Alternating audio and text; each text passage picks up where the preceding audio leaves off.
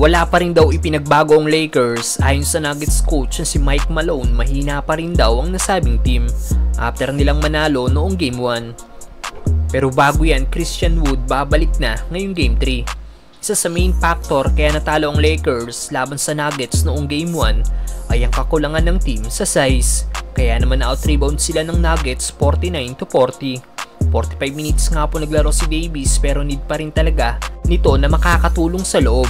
At isa sa makakatulong dito ang big man na si Christian Wood na ilang buwan na ding wala after sumailalim sa knee surgery. At ngayon good news nga po para sa mga Lakers fans dahil ayon sa report ni Shams ng The Athletic, plano daw ni si Wood na maglaro na ngayong Game 3 sa kanilang home court. Malaking boost ito sa front court ng Lakers. Nag-average nga po si Wood ng 6.9 points at 5.1 rebounds per game ngayong season, playing 17 minutes. Ang magiging tanong na lang dito kung bibigyan ng minuto ni Coach Sham ang nasabing big man sa kanyang pagbabalik. Mas nauna pang babalik si Christian Wood kesa kay Jared Vanderbilt. Samantalang Nuggets coach na si Mike Malone patuloy ang pagyayabang sa Lakers matapos sabihin nito noong nakaraan na winawalis lang nila ang Lakers. LA is we swept them last year. We swept them this year. Ngayon patuloy nga pong pag-aangas ng Nuggets coach sa Lakers after nilang manalo noong Game 1. Nang matanong si Malone kung anong masasabi nito sa lineup ng Lakers ngayon kumpara last season, sagot ng Nuggets coach ay, "We only played them 3 times in the regular season and did not really see any difference." O wala daw nakitang pinagbago ang Nuggets coach sa Lakers. Fighting through that double, now working on James and scoring, making it look easy in the paint. Dagdag pa ng Nuggets coach, "You can prepare all you want but once that jump ball goes up, you get a much better idea of where are at."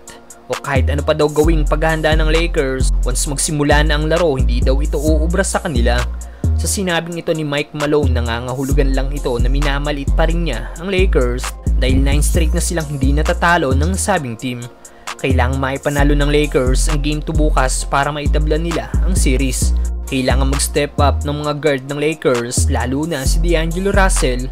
At sa inilabas na status report ng Lakers, listed pa rin as probable sina LeBron at Davis, out naman sina Vanderbilt, Jalen Hood-Schifino, Cam Reddish at Christian Wood. Para naman sa Nuggets, out lang sa kanila ang forward na si Vlatko Cancar.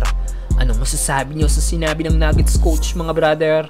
And Murray now with 10 assists, no turnover, steal, Jokic in transition.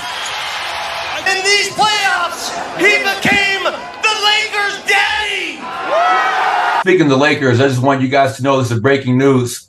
I'm thinking about retiring, so don't tell anybody. You love your house coach.